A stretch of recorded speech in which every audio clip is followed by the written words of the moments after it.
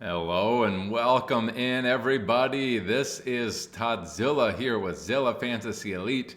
We are going into Thursday Night Theory. Let's get into it, folks, here. So this is your chance to learn how I look at this report and look at the play in the trenches to determine game script and some player outcomes. And hopefully we can use that sort of information to go out there and win ourselves some money, either in DFS or placing prop bets, or your season-long start-sit decisions also come here. We got some fantasy people that you might want to be interested in whether or not they should be in your starting lineup. So Thursday Night Football, Thursday Night Theory. First thing we look at is the Vegas game total. So we're looking at that. Hey, that is 42 points. Not really a good total there. Anything about 42 or less, especially when it dips into the 30s. Really bad game environments there. And that's where, for DFS purposes, I start saying, hey, if I'm doing an island game matchup, I need a captain and 5 other players. What is the optimal lineup here when Vegas is saying, I don't expect these teams to score very much? Now, we haven't looked at the matchups, but Vegas is saying 42 points, that's not a lot. At that point, I start saying, hey, I'm likely going to have a defense or a kicker in my 6-player pool in terms of when I go in to create that DFS lineup. So 42, pretty low there. A lot of times we'll be looking at the game total weekly rank for the main show, but this is just the island game, so that's not really available here. But 42 for the Vegas game total, and then we look up at the Vegas line. We have minus 2.5 here for the home team, the Los Angeles Chargers. That gives them a 22.25 team implied total. Denver at 19.75. The 2.5 Vegas line basically says they expect this to be a pretty close game. Typically, if it's two perfectly evenly matched teams, they're going to give the home team a 3-point advantage. So they're basically saying, hey, Chargers are at home, but maybe Denver's slightly better than the Chargers here. We'll give them a 0.5 point off of that 3-point advantage for the home team. So that's what we're looking at. And then the next thing we're going to do is just go into our matchups based off of the offensive and defensive line play. So we have pass protection and pass, rush stuff on the defense. So we're going to look at the offensive and defensive matchups in the pass game and then in the run game. And then finally, we'll finish it off with some pace of play information. And down here, we have how much, the ranking in terms of this team and how much time they've either spent tied, leading, or trailing. Green means good, so the game time trailing rank is 7th. That means they're the 7th best in terms of never trailing. Game time leading is 10th, meaning they're the 10th best in terms of game time leading. And then the higher the number here for the game time tied means they've spent more time tied than other teams. So that we don't pay as much attention to, but it can be a tiebreaker for some of this stuff in terms of what we expect to happen in the game. Now, let's get into it.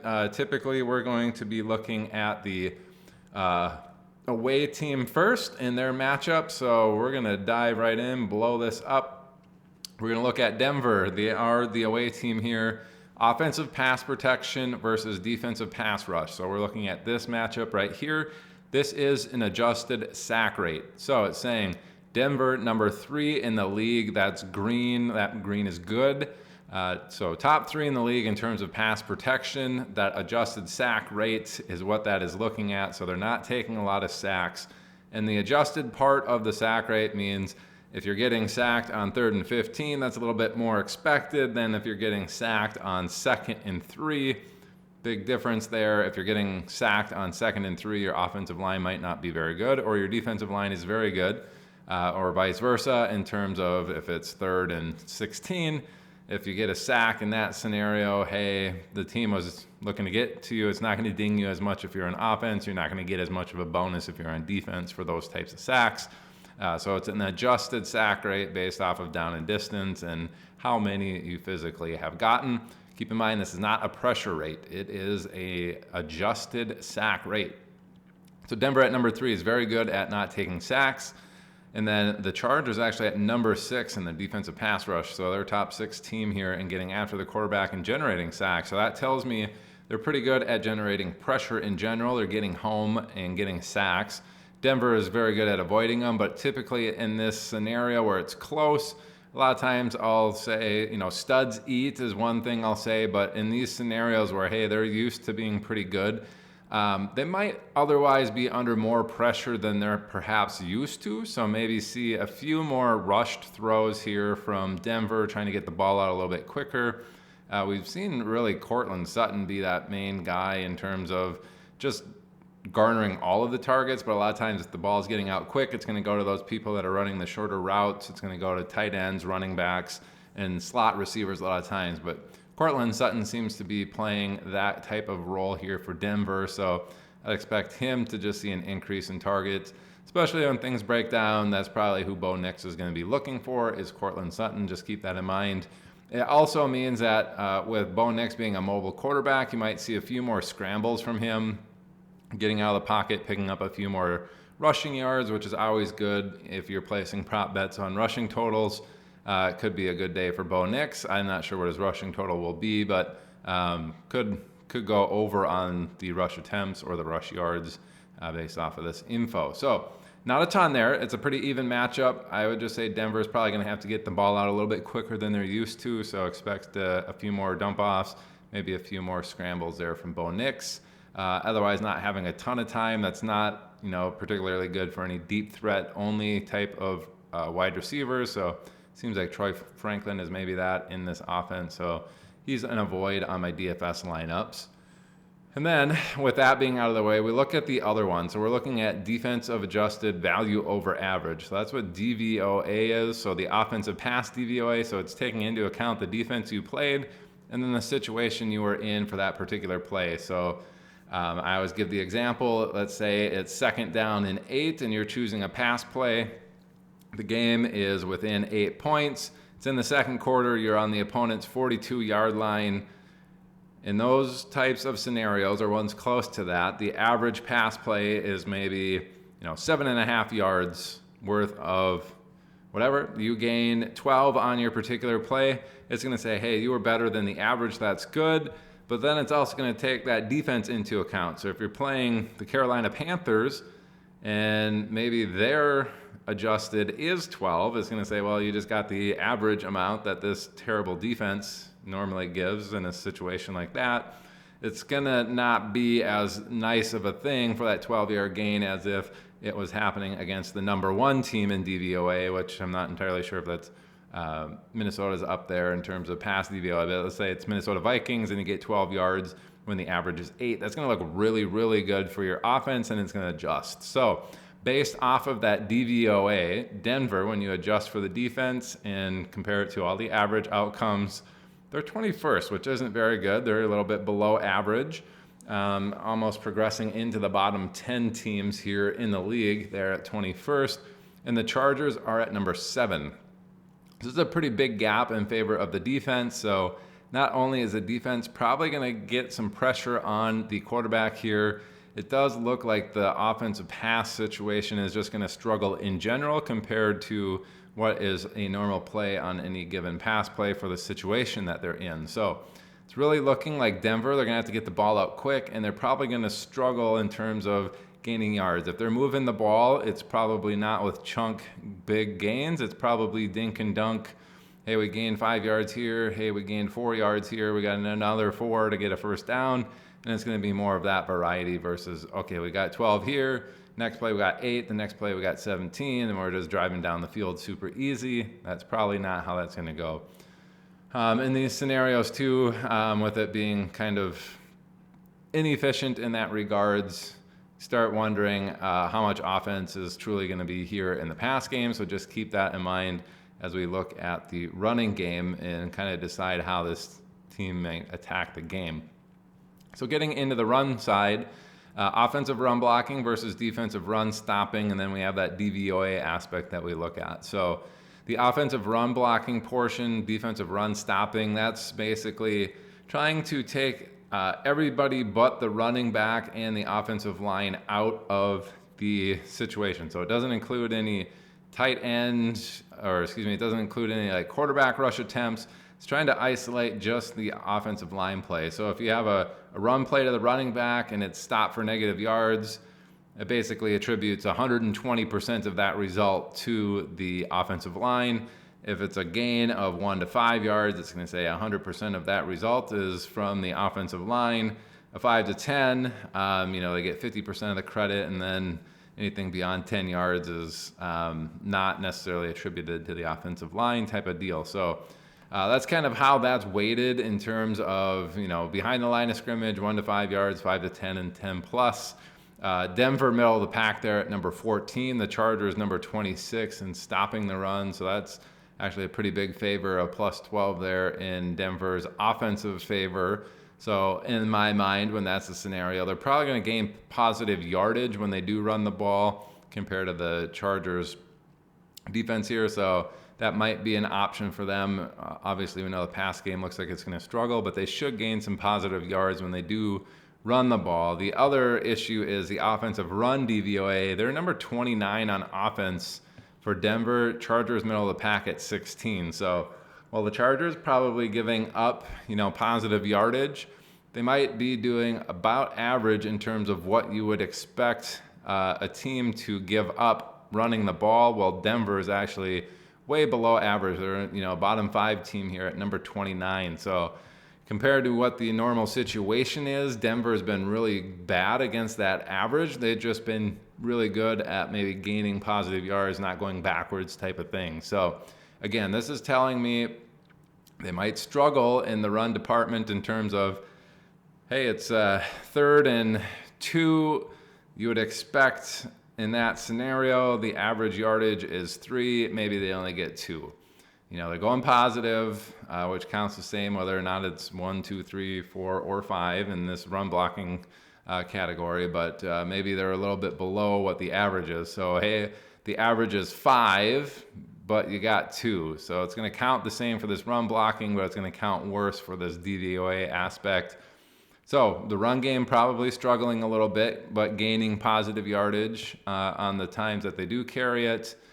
Just maybe not a ton. And then it looks like this pass game really going to struggle. So that's telling me, the Chargers might not gain a ton of sacks here, but they could get Bo Nix under pressure, which, causes him to throw the ball erratically. Maybe they get a few more interceptions. The sacks might not come there because Bo Nix is mobile, but it could lead to some poor decisions passing the ball. And it looks like the run game, while gaining positive yards, will kind of be worse than usual, I guess, in terms of how they normally would. You expect somebody to gain 4 yards in this situation, they might only get you 3 or 2 or something like that. So while it is positive in terms of moving forward on a run-to-run basis, not looking good overall. So really, in this situation, I'm looking at Denver. Pass game doesn't look good. Run game doesn't look good. They do have Jaleel McLaughlin out, so that's something to take into consideration. You do need at least one Denver player on your team in terms of getting points. To me, that's looking like Cortland Sutton and maybe nobody else based off of this. The running backs, I don't trust. If you're going to do anybody, maybe Javonte Williams getting some positive yards here, but he seems more like a 16 attempts for 50 yards or 45 yards and no touchdown type of week, and that's not particularly great. The only thing that might be a saving grace is him getting some dump-offs because they're under pressure. So those would probably be my 2 main people. Otherwise, looking at maybe a kicker situation, depending on whether or not I think Denver can turn the ball over, or at least get it in positive situations. The kicker might be involved there, or Denver's defense, depending on what we see with the next scenario. So that's the away team. Let's get into the home team here, where we have the Chargers here at home in a dome. We have defensive pass rush. Again, this is the adjusted sack rate. Denver number 4, Chargers 25th. These are red-green matchups. Those are the ones that we always want to highlight when we're going through here. Those are more of the extreme variety in terms of, these are really good in the NFL versus really bad. In this situation, this means the defense is very much in the favor here, red versus green. I'd expect them to be able to generate a lot of pressure here in the pass attack. Chargers going to have to get that ball out quick, but I expect Denver to get quite a few sacks in a matchup like this. Might be putting Herbert into a situation where he's making some poor decisions, but otherwise needing to get the ball out quick. So I'm looking at the tight end and probably Ladd McConkey getting the biggest beneficiary in terms of pass game in this. We have Gus Edwards in there at running back. I normally say running back targets, but that's not really the Chargers game. And Gus Edwards certainly not a good running back in that regard. So we do have Kamani Vidal, who's supposed to be good in there, but we just have not seen him do anything worthwhile in the NFL this year as a rookie. So makes me a little bit nervous, but this tells me, hey, Denver's defense is maybe in play in a game like this. We already did say it's a low game total. It already looks like Denver is going to be struggling on offense. Maybe they're going to have a few more attempts here to sack the quarterback on the defensive side, depending on other things that we see. So lots of sack opportunities, needing to get the ball out quick here for the Chargers because they're going to have less time to throw in this game. Now on the pass DVOA side, Chargers number 12, Denver number 6. This isn't a huge gap. It is a +6 favor here for Denver. This tells me that Chargers going to be a little bit of a struggle moving the ball in the air, but not as bad as it could be. It's just Chargers a little bit above average. Denver, top 6 team here. That is in their favor. Chargers just struggle a little bit in the pass game. They're already going to need to get the ball out quick. Wouldn't expect them to be gaining an average amount on a lot of these plays based off of this matchup. So already not looking good for the Chargers pass game there. So keep that in mind. Now the run game is even worse. Defensive run stopping is 5 for Denver. Chargers number 26. I'd expect a lot of, behind the line of scrimmage type of runs that get stuffed short, and then not even getting average stuff here. So DVOA, Denver number 2 in the run DVOA on defense. Chargers 16th in offensive run DVOA, middle of the pack. Telling me that Chargers really going to struggle running the ball. They're going to be behind here in the pass game. The pass game is technically their best output here. It's only a -6 in the pass DVOA.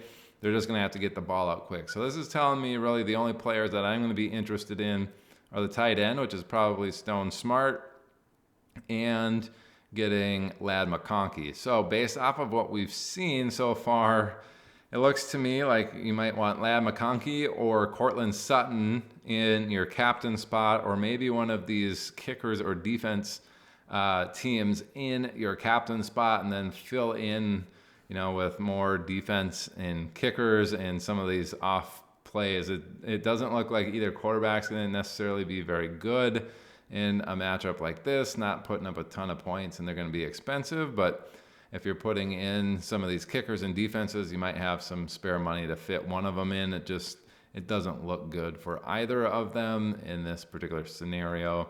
Bo Nix, I think, has the better opportunity to make up ground with his legs, but in general, it's looking like very much a defensive battle based off of this 42 Vegas game total.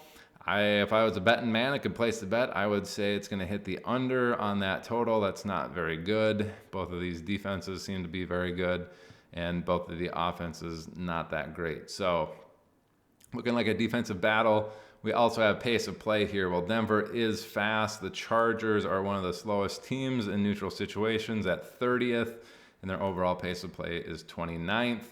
And then Denver, though, they're pretty quick. They're in the top 10 across the board almost. So overall pace of play is 8th. When they're in neutral situations, their pace of play is 5th best in the league. So, an interesting one here. Not one that I'm particularly interested in starting a ton of players. If I have playoff matchup, a lot of you probably have Cortland Sutton.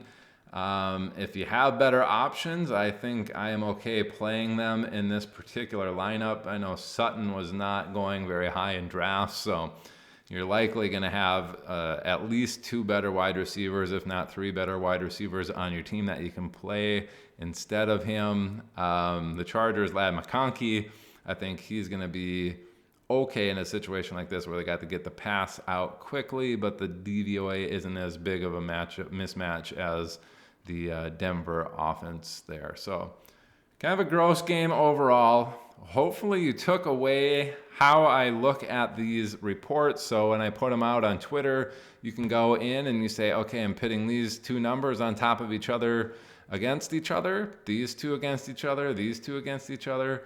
And then you can kind of make decisions on what you think, hey, this is a big mismatch or this is pretty evenly matched. What's likely to happen in those scenarios based off of what I know about those teams and all of this other stuff. So I'm here to give you the line play info, what's going on in the trenches. If you want to use all that other data from your weekly data binge that you're getting to make these decisions, I would highly suggest that. This is just more info in your tool belt to make a good decision. And this one really looking like a snoozer, just like last Thursday, unfortunately, with the Rams game and 49ers. That one was really low scoring. This also looks like it's going to be super low scoring. And if it is, you're probably going to get a lot of people complaining about Thursday night football and why do we even have it. But it is looking like that this week. But yeah, that's going to do it for the Thursday night theory. Again, hopefully you learned a little bit about how I attack these, how you can look at the same report and make decisions based off of what you see on these matchups. That's what we're here for. Give you that info so you can go out and make better decisions and win money. All right, folks, have a good one. Thanks for watching Thursday Night Theory. Bye.